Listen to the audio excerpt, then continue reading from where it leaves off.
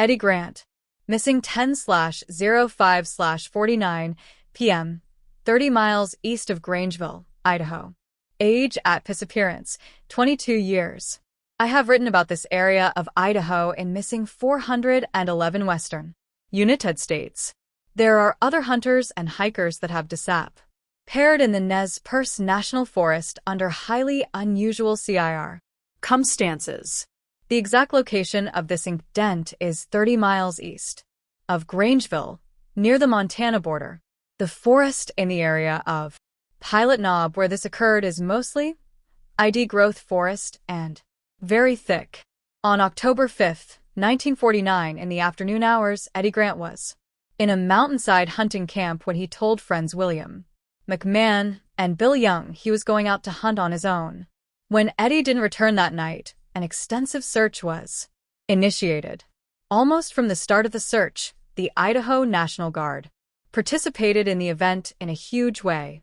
There were also military personnel from Lewiston that responded and committed to the search. The military flew multiple aerial reconnaissance missions of the area, and bloodhounds responded and covered the ground in an effort to find a scent. It was reported by multiple news sources that the canines never found a scent. An October 17, 1949, article in the Lewiston Morning Tribune had the following details about the field of search authorities. Meanwhile, Glenn Ayler, Grangeville, Idaho County Coroner, suggested Grant may have met with foul play. He said an investigation of that possibility was in progress. Ayler declared the region where Grant was last seen, near Baldy Mountain about 30 miles east of here, is country a man could easily walk out of. A statement like this from a public authority is sober. This means it is generally felt that something unusual happened to Eddie. On the 39th day of searching for Eddie Grant, his friends made a stunning find. A November 16, 1949, article in the Spokesman Review had this: the 39-day search for Eddie Grant is over. A trio of searchers, Marvin and Milton Grant and Earl P., found the body of the 22-year-old Gifford hunter where he had apparently tripped over a tree limb, fell to the ground too exhausted to rise again to his feet, and died of exposure. His rifle, chaps, hat, hunting knife, and scabbard were gone, presumably left somewhere along his aimless trail. His boots had been slashed open and his feet were severely wounded, apparently due to the desperate efforts of a frantic man to relieve pressure on his feet. SWOGLEN by miles of wandering aimlessly in search of civilization. The body was found in an unnamed creek on the northwest slope of Baldy Mountain, just 1.5 miles from the hunting camp. Searchers did find one 8mm expended cartridge 1 mile from the body. Summary: Eddie's friends and family should be commended for never giving up on finding their friend and relative. The first thing that came into my mind when I read this was, why would anyone remove his chaps? A hunter knows that his rifle is his lifeline to survival. And signaling searchers, why dispose of it? Searchers stated that Eddie's boots had been slashed open. Why would his boots be open in that manner when you could just untie them? How could Eddie have slashed his boots open if he didn't have a knife? Your boots are bothering you while hiking, you don't loosen them. You tighten them, especially if you are in cold weather. 1. Eddie's feet were mangled. Maybe he wasn't wearing boots while he was hiking. Eddie was found on the side of a mountain in a creek. If Eddie was on one of the tallest mountains in the area and he was, why didn't aircraft discover him? The position in which the searchers found the body is also suspect. I have read numerous descriptions of the manner in which bodies are found and how they fall straight on their faces. It almost sounds as though the body is placed in that position. The coroner stated that Eddie died of exposure, but it didn't give the time or date of death. There were never any articles that stated. Searchers found rows of Eddie's personal articles. Early in the search for Eddie, a search authority stated that it was possible that Eddie had met with foul play. Articles never addressed this theory after the body was found. I would refer read heirs to other stories I have documented about hunters missing under highly unusual circumstances. I would classify the disappearance of Eddie Grant as extremely unusual. Lamar Pettmuller, missing November 21st, 53, 18 miles southwest of Wallace, Idaho. Age at disappearance, 22 years. Lamar and his wife moved to Kellogg, Idaho, from Spencer, North Dakota, in November 1952. Lamar enjoyed the outdoors, and specifically enjoyed deer hunting. Lamar lived just 8 miles from Wallace, and it was just 18 miles south of Wallace that he found a location to hunt. On November 21st, 1953, Lamar left his wife to spend the day hunting in the Slate Creek area south of Wallace. Wallace didn't return on November 21st, and his wife called law enforcement on November 22nd. Just as searchers started to search for Lamar, the snow started to fall hard and continued for several days, until 20 inches of snow were on the ground. Sheriff's deputies and Forest Service personnel all contributed in the effort to locate Lamar. Searchers had no luck locating the hunter or his vehicle for the first few days. Then, on Wednesday, Tiati luck arrived, and they found the vehicle. 60 search and res Q personnel now converged on the area around the vehicle to look for Lamar. On the same day searchers found Lamar's car, they found Lamar's body protruding from the snow 1 mile from his vehicle. Lamar had the backboard to carry a deer on his back, but no deer.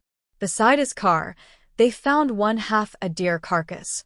But when they backtracked to where Lamar was located and the scene of the kill, they couldn't find the other half of the carcass, or Lamar's rifle. A November 26, 1958, article in the Twin Falls Time-News had the following information about Lamar's body. Coroner H0 Mowry said Pettmuller apparently became exhausted while hunt. ING collapsed and died. Think about this statement clearly. Lamar wasn't hunting. He was transporting the carcass to the vehicle when something happened. Another article stated that the coroner met the body at the funeral home and pronounced on sight he died of a heart attack. There was no autopsy. Summary: Lamar Pettmuller's death has too many unanswered questions to be closed in a 3-paragraph article. What happened to Lamar hasn't been fully explained. There are very few 22-year-old men that die from heart attacks. It's quite rare. What happened in the field that made Lamar so shaken that he died? What happened to the other half of the deer Lamar had killed? Where was Lamar's rifle? Hunters routinely carry their rifle while carrying the carcass because on your return trip you could walk into a major predator trying to steal your kill. We can only imagine what Lamar saw or ran into on that return trip that gave him a heart attack and took his firearm. There were no notations in any articles indicate ING Lamar had been in a struggle, but something took his rifle and dear what? Richard Hacka, missing 8/15/55-4 p.m., Cottonwood, Idaho. Age at disappearance: 2 years. This incident occurred at Cottonwood Butte, located 15 miles east of where the Oregon and Washington state borders meet, and 3 miles east of the Salmon River. The butte is a large mound with trees surrounding the area and has a large United States government radar station at its summit. On August 15, 1955, the Hacka family had driven to Cottonwood Butte from their residence in Cottonwood to pick huckleberries. Richard was sleeping in the family car when they arrived, so they left him in the car while they picked berries a short distance away. At approximately 4 p.m., the family went to the car to check on the small boy and found he had vanished. The family immediately started a massive search with everyone in the area yelling and look. ING for the 2-year-old. Richard wasn't answering the calls. Early on the first evening that Richard was missing, local law enforcement had gathered 350 local people, firefighters, police officers, and sheriff deputies who were all scouring every inch of the surrounding butte for the boy. The Daily Chronicle of August 16, 1955, had the following description of the search effort. Volunteers from Grangeville, Nez Perce, Cottonwood, and Craigmont were summoned. Walking in lines 5 to 6 feet apart, they combed the rocky and wooded country through the night. At 5 a.m. the morning after the disappearance, searchers made an unusual find, which was documented in the Spokane Daily Chronicle of August. UST 16, 1955. This morning at dawn, about a quarter mile from the point that the boy disappeared, Charles Poxleitner, a neighbor, found the lad dressed in bright clothing pinioned tightly in the limbs of a fallen tree and unable to move. Later in the same article it was explained what Richard had to say about his night lost in the woods. He don't talk too well, and when we ask him what happened, he just laughs. Summary. This incident is in the book for a couple of perplexing reasons. A 2-year-old boy was able to open a car door and leave the area without his parents hearing him. That same boy never answered his parents' pleas for help, calling and screaming his name throughout the night. Searchers walk nearly hand in hand throughout the area and never see or hear the boy. A radar station was built at the summit of Cottonwood Butte, an elevation of 5,400 feet. The base of the butte, the area where the huckleberry picking was happening, was 4,700 feet. Later in the Spokane Daily article is this description of where Richard was found. The area where the boy was found is in the heavily timbered and rocky slopes of Cottonwood Butte, near where the government soon will construct a directional radar. It is covered with down timber, making the work of the searchers particularly difficult. This definition of where Robert was found indicates that the boy was found near the summit, meaning he managed to climb nearly 700 feet up the side of the butte through huge down trees. He was eventually found pinned between tree branches so tight he couldn't get himself out. Could a 2-year-old little boy get himself over large down trees, up 700 feet in elevation, and then pin himself among small branches so tightly that he couldn't move? Could a 2-year-old boy be that strong? I think it's fascinating that one article indicated he was wearing bright-colored clothing and that he couldn't explain what happened to him. This incident occurred very close to the Idaho/Washington and Oregon borders, an area where many have disappeared and where there is an identified cluster. Ted Naiman. Missing September 7th, 59, Moore Lake, Eastern ID. Age at disappearance, 14 years. The Naiman family lived in Kellogg, Idaho. On September 6, 1959, Fred Naiman took his 14-year-old son, Ted, to Eastern Idaho to hunt bear. The hunters were en route to the area of Moore Lake, which sits just 100 yards inside of Montana, at the Idaho border. This is a very rugged area that has no less than 4 roads that surround the area of Moore Lake. The elevation of the ridgelines in this area is 6,000 feet. Fred and Ted arrived into the border area and spent the night. Early the following morning, the two hunters split up and attempted to stay with foe a reasonable closeness to each other. At the end of the hunting day, Fred returned to their campsite, and Ted never arrived. Fred didn't wait long before enlisting the assistance of the local sheriff and Forest Service employees to look for his son. The search for Ted was large or eastern Idaho. The sheriff was able to obtain a helicopter that covered ridges, mountains, and meadows in its effort to find the young hunter.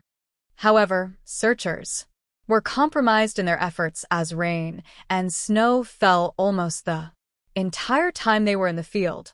2 days into the search, rescue workers were able to locate a fisherman who had seen Ted late in the day that he disappeared. A September II article in the Eugene Register-Guard had the following information about Ted.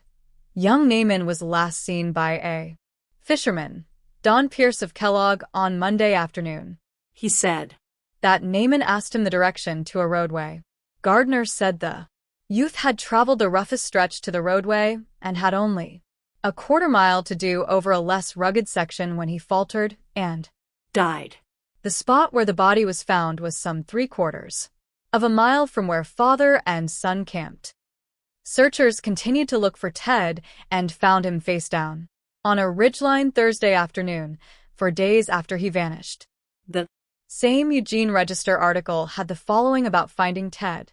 The body of Teddy Naiman, son of a Kellogg miner, was found face down on a timbered ridge in the Moore Lake area, about 15 miles south of St. Regis, Montana. The boy's shoes were missing, and so was the rifle he was carrying on a bear trip with his father. Over Labor Day, Ted was given an autopsy where the coroner determined the boy died of exposure. Summary. Ted was found a short distance from where the fisherman had spoken with him. Sometime in that short time and distance something deadly happened to the young man. He was speaking alive and in good condition, heading toward the roadway when he left the fisherman. How could things go so drastically wrong in such a short distance? People who have read my past books remember stories where hunters disappear and soon their clothing is gone and their firearms disappear. How or why Ted's boots came off is one monumental question in this case. Hunters and fishermen must have footwear in the mountains or they are quickly restricted in their movements and will suffer exposure from the cold elements. As I have stated many, many times, hunters know that their lifeline is THIR rifle. The rifle can summon help by firing it. Nobody heard one round come from Ted's gun, but where was his rifle? The fact that Ted's body was found face down on a ridgeline also does not make any sense, as this position indicates the boy was unconscious when his face went into the ground, or he was placed that way. I would have liked to be the first rescuer on the scene to see if he had facial damage from hitting the ground. The disappearance of Ted Naiman counts in my top 10 of the strangest disappearance and subsequent death of a hunter that I've ever researched. There were discrepancies in the articles I reviewed for the story as well. Some stories listed Fred's son's name as Fred and others as Ted. I chose to use Ted as it made the story easier to follow. Joshua Lewis Kern, missing 07/13/90-6 p.m., Harriman State Park, ID. Age at disappearance, 2 years. Harriman State Park is located 10 miles west of the Wyoming border, 6 miles south of Island Park, and sits in the middle of several bodies of water. It is just 2 miles southeast of Offlesland Park Reservoir and is almost next to Silver Lake and Golden Lake. The park consists of 16,000 acres and is considered to be in the greater Yellowstone ecosystem as it sits just west of the national park. On July 13, 1990, at approximately 6 p.m., Richard and Jackie Lewis were with Joshua at the park for a family reunion. The Kerns lost sight of their son Joshua and soon realized they couldn't locate him. Inside of 2 hours, there were over 150 searchers looking for the 2-year-old. A helicopter equipped with FLIR was requested from the Idaho National Engineering Laboratory along with multiple canine search teams. The Fremont County Sheriff was leading the search for the boy. Very soon after Joshua vanished, the weather changed drastically. Cali. A steady, heavy rain hit the area and continued through the following day. The Kerns were staying at the park's dormitory and maintained vigilance while partaking in the search. A July 14th article in the Chronicle-Telegram explained what happened on that day's search.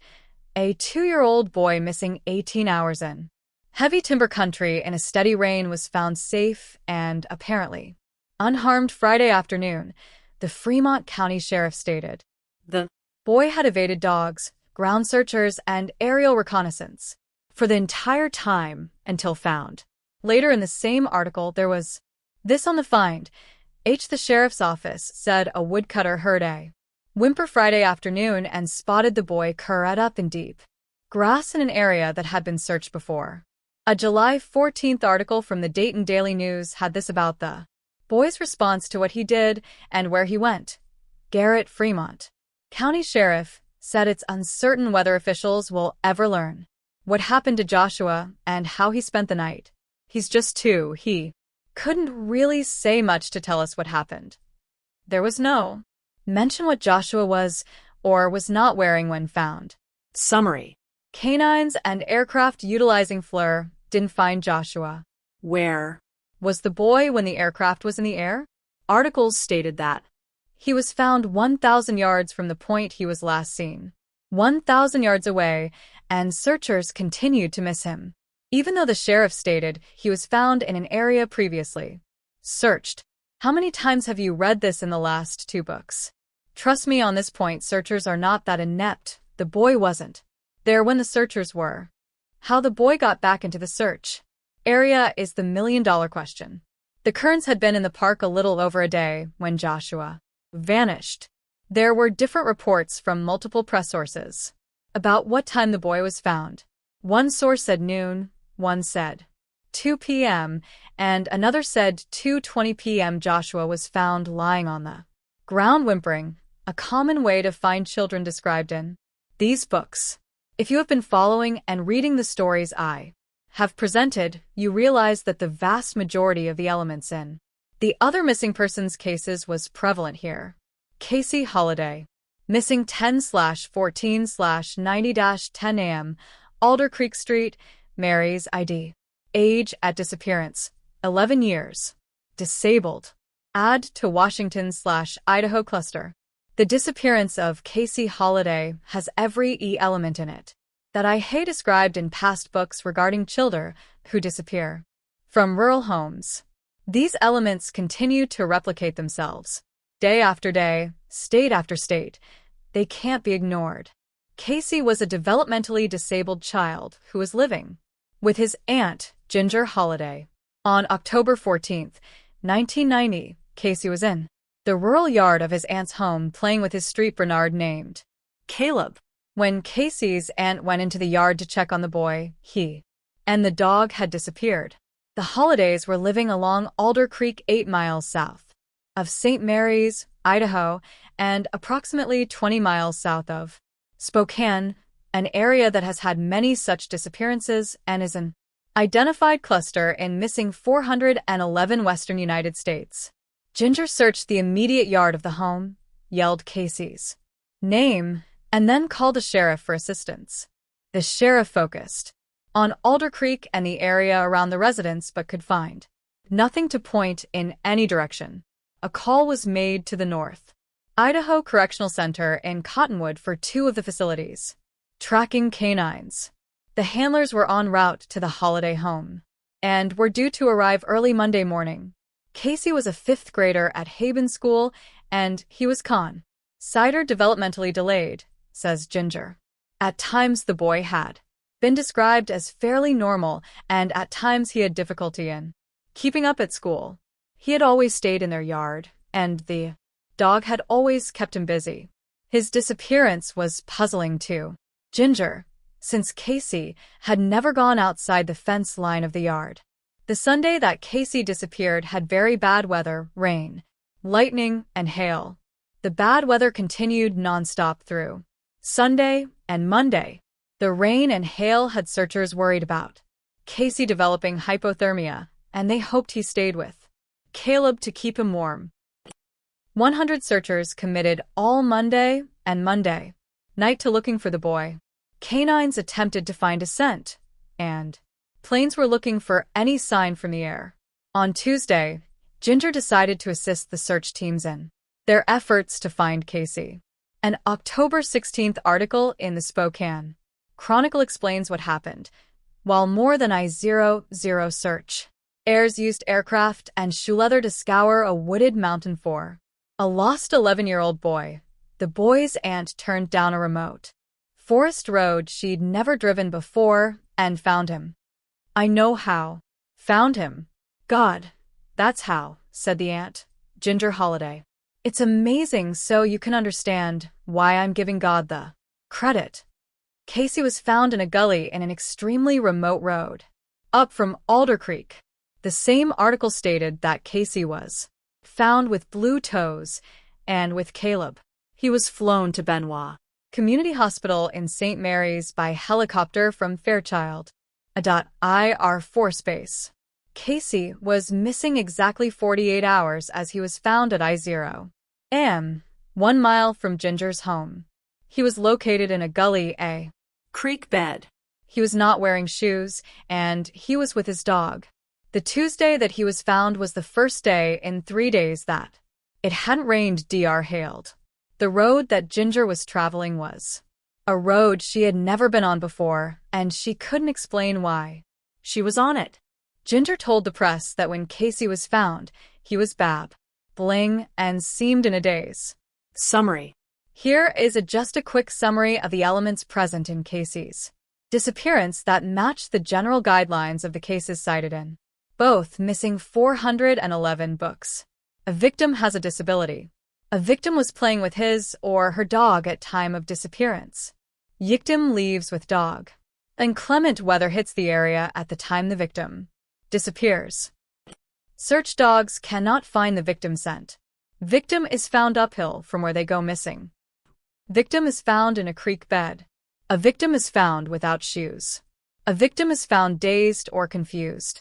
Searchers cannot find the victim. A relative found Casey. Victim is another part of a growing cluster of missing. It's almost as though someone spoke into Ginger's mind and told her to drive down the rural road. Todd Hoflander, missing 09/27/10, Unk, Seven Devils area, south of Riggins, Idaho. Age at disappearance, 39 years. After having researched thousands of missing persons cases, the location where Todd Hoflander vanished is a classic location for people to go missing.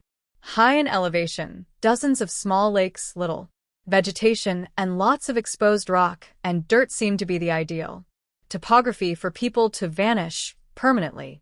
On September 27th, Todd was out for a 4-day hike with his black Labrador Ruby and a friend. Todd had complained about having a sore knee and decided to split up with his hunting partner. He advised his friend that he was going to travel downhill, and they would meet at the river. They never met up.